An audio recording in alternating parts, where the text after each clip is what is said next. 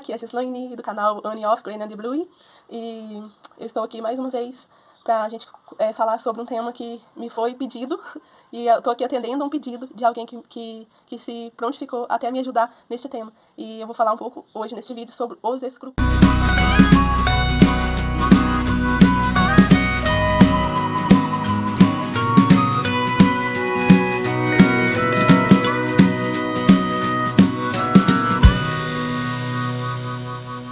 Olá, santo e abençoado dia, salve Maria, que vive Cristo Rei. Hoje eu vim aqui com uma novidade. Eu vou estar falando aqui um pouco sobre escrúpulos. O que é o escrúpulo? O escrúpulo é uma certa tendência de cada um de nós quando cada um de nós se encontra em um objetivo de fazer algo verdadeiro, certo, concreto.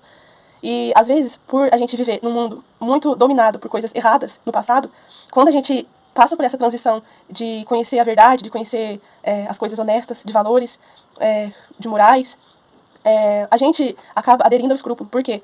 A gente está passando uma transição daquilo que era muito ruim, que tudo era corrompido, que tudo é pecaminoso, tudo é prejudicial à nossa saúde, ao nosso corpo, à nossa alma, principalmente a nossa alma, o nosso espírito, todo o nosso ser. Então a gente passa por essa transição de algo muito ruim para que a gente está aprendendo algo bom, que a gente está aprendendo algo que edifique. Então nesse meio caminho, nessa transição, nesse período, dentre uma coisa e outra, a gente vai passar, muitas pessoas passam, os santos passaram, e é difícil a gente não passar. Se a gente não passa no começo da conversão, a gente vai passar no final.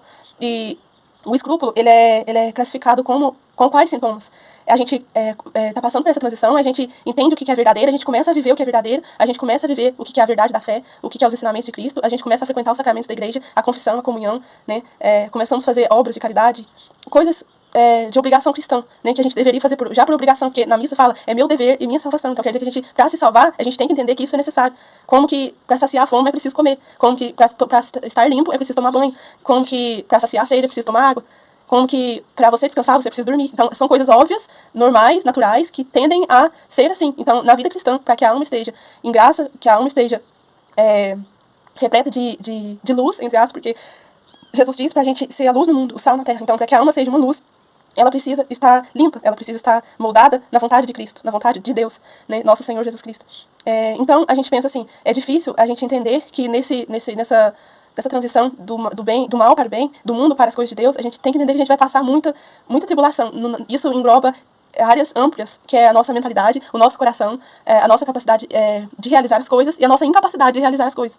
Tudo isso tem que ser colocado em questão, porque no caso, se as coisas derem errado, e aqui eu preciso exemplificar algumas coisas, senão fica meio fora de contexto, mas no caso, se alguma coisa que eu faço dê errado, mas eu tenho que estar numa busca pela verdade, pelo certo. Se alguma coisa der errado, mesmo eu estando na busca pelo certo, pelas coisas de Deus, isso pode sim ser uma permissão de Deus, que algo dê errado para me mostrar que eu não tenho controle sobre a situação, ou para me mostrar que eu não posso ser orgulhosa de pensar que eu conduzo tudo pelas minhas próprias mãos. Então, às vezes, Deus vai permitir erros, mesmo a gente buscando o certo, para nos dar a graça de sermos humildes, de reconhecermos que somos pecadores e que nem tudo está no controle de nossas mãos, por mais certo que a gente esteja vivendo.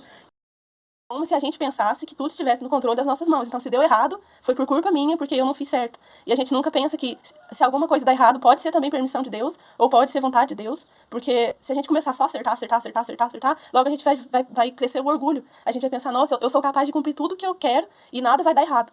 Então, eu me autodomino como um Deus para mim mesmo, que eu não posso errar de maneira alguma, porque Deus não erra. E se eu quero viver sobre essa terra, sem ter nenhum erro, sem ser na linha, o 100% perfeito, eu tô querendo me comparar a um Deus. Então, eu tenho que entender que eu anseio a perfeição, eu anseio a santidade, mas eu tenho que entender que eu sou filho do pecado original. E por mais que eu lute, por mais que eu me entregue, por mais que eu me esforce, por mais que eu me santifique com os sacramentos, eu vou errar em algum momento, porque eu sou humano. E hoje as pessoas têm dificuldade de entender isso, que todo mundo tem que ser 100% sem erro, sem defeito, é como se fosse um produto feito em uma empresa que não pode ter defeito. Se tiver defeito, devolve. Se tiver defeito, descarta.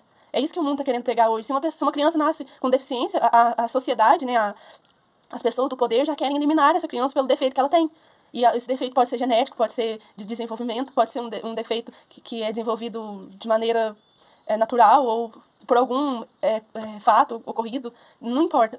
Todos nós somos seres humanos, somos criaturas de Deus, somos filhos de Deus, buscamos a santidade, os cristãos, né, principalmente, eu falo como público cristão, buscamos a santidade, mas a gente tem que entender que a santidade não está no controle das nossas mãos, que a nossa busca pela perfeição não está no controle das nossas mãos. A gente busca ser santo, a gente busca sim, a gente faz a nossa parte, temos que fazer, porque Deus faz a parte dele, mas se a gente não fazer a nossa, que é buscar as coisas sadias, as coisas santas, as coisas puras, buscar ter bons costumes, ter bons comportamentos, falar de maneira modesta, vestir-se modestamente, amar acima de tudo, compreender a vontade de Deus na nossa vida, cumprir aquilo que Deus quer na nossa vida, cumprir o dever da nossa obrigação. A nossa obrigação, ela é importantíssima para nos ajudar na nossa salvação, porque cada um recebe uma vocação. Alguns recebem a vocação de se casarem, outros recebem a vocação de ir a um convento, né, dedicar-se à vida, a rezar pela humanidade, pelos outros no convento.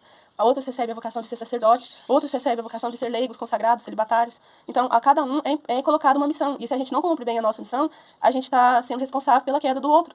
Então, eu devo me esforçar naquilo que Deus quer de mim, mas eu tenho que me entregar nas mãos de Deus, na vontade de Deus. Que se eu morrer, é vontade de Deus. Se eu tô lutando para viver, tô usando remédio, tô fazendo uma coisa, tô fazendo outra, e tô lá combatendo com uma doença, e ver que não tem solução, que a ciência não consegue me ajudar, e eu vou, uma hora ou outra, não vou ter mais tempo de vida aqui, é a vontade de Deus isso, eu devo aceitar. Mas hoje as pessoas querem viver nesse mundo como se a saúde fosse eterna, como se o conhecimento deve ser 100% alcançado, e se eu tiver alguma ignorância, eu já não sirvo para viver nesse mundo, eu já não tenho o que oferecer. Se eu erro alguma coisa, as pessoas já generalizam, né, já classificam o que eu sou pelo aquilo que eu fiz. Se eu errei, eu já não tenho mais chance de arrepender, de mudar, de começar de novo. Os santos começavam todos os dias do zero. Ser santo, diz um santo, que eu não lembro agora o nome, que dizia que os santos não é aqueles que são perfeitos, mas aqueles que erram e buscam corrigir-se todos os dias, que não desistem de se corrigir-se, porque entendem que corrigir-se é amar o próximo, é amar a Deus. Então, todos os dias, a preocupação de quem busca a santidade eu quero ser melhor, eu quero buscar a santidade, eu quero corrigir, eu quero dar a Cristo ao outro, eu quero oferecer o amor de Cristo ao outro, nas minhas ações, nos meus pensamentos, nas minhas atitudes, nos meus afazeres. Então, tudo isso é importante. E do escrúpulo, por que eu tô falando tudo isso antes? Porque o escrupuloso, ele pensa... isso não é, às vezes não é nem por vontade da pessoa, é uma situação que ela está passando, ela precisa encontrar uma solução, uma saída nisso. Por isso que eu tô fazendo esses vídeos. O escrupuloso, ele pensa que ele não pode olhar para uma coisa que ele já pecou, ou ele não pode falar alguma coisa que ele já foi excomungado. Ele pensa que, se ele confessar uma coisa, mas ainda estiver sentindo que aquilo está fazendo mal para ele, que Deus não perdoa ele, então ele precisa ir lá e confessar aquilo de novo. E às vezes ele confessa o mesmo pecado 5, 6, 7 vezes e não se dá o bastante já. Ele tem que ir lá e confessar de novo porque ele não consegue se perdoar. Então Deus perdoou ele, mas ele não consegue se perdoar, como se ele fosse, como se o que ele acha fosse mais importante do que Deus acha. Então a gente pensa assim, se Deus me perdoou, se Deus me ama, se Deus me deu uma nova oportunidade, Deus me deu uma nova chance, e eu não quero, é porque eu estou colocando o meu sentimento, a minha vontade, os meus achismos acima daquilo que Deus quer, daquilo que Deus me pede. Se Deus me perdoou, quem sou eu para falar eu não me perdoo? Se ele não precisa do meu perdão, eu que preciso do perdão dele. Entendeu? Para mim avançar nessa luta da santidade, do amor, eu preciso do perdão de Deus. Se Deus já me deu o perdão, tá resolvido. Bola para frente, vamos continuar. A vida é assim, a gente vai cair. Eu posso dizer que eu acabei de confessar, amanhã eu posso cair no mesmo pecado de novo, ou cair em outro pecado, ou não cair em nenhum pecado, e por não cair em nenhum pecado, eu caio no pecado do orgulho.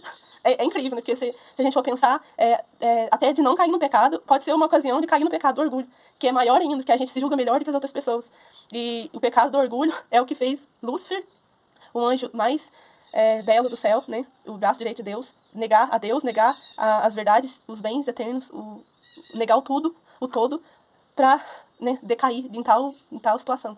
Então, o orgulho, ele pode ser uma grave porta onde entra todos os mais graves pecados. Então, se o contrário do orgulho é a humildade, e o demônio não tem humildade. Então, se a gente pensa assim, eu tenho que ter humildade, aceitar que eu sou pecador, eu não preciso me surpreender quando eu caio em erro, né? Porque eu sou pecador, eu sei que eu sou pecador, então eu vou me surpreender quando eu erro.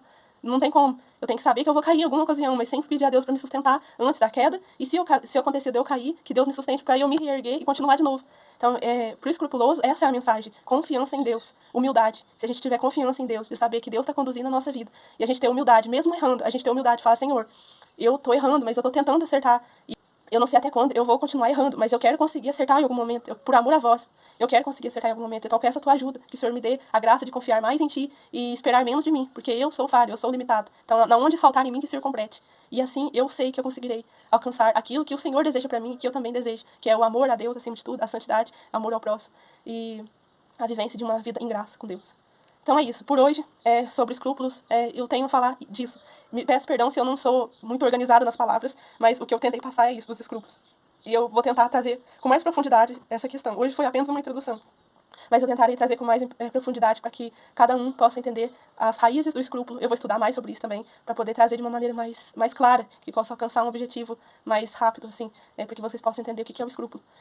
Então é isso, paz e bem, salve Maria, que viva Cristo Rei, uma santa e abençoada manhã, uma santa e abençoada tarde, uma santa e abençoada noite a todos que vão ver esse vídeo hoje.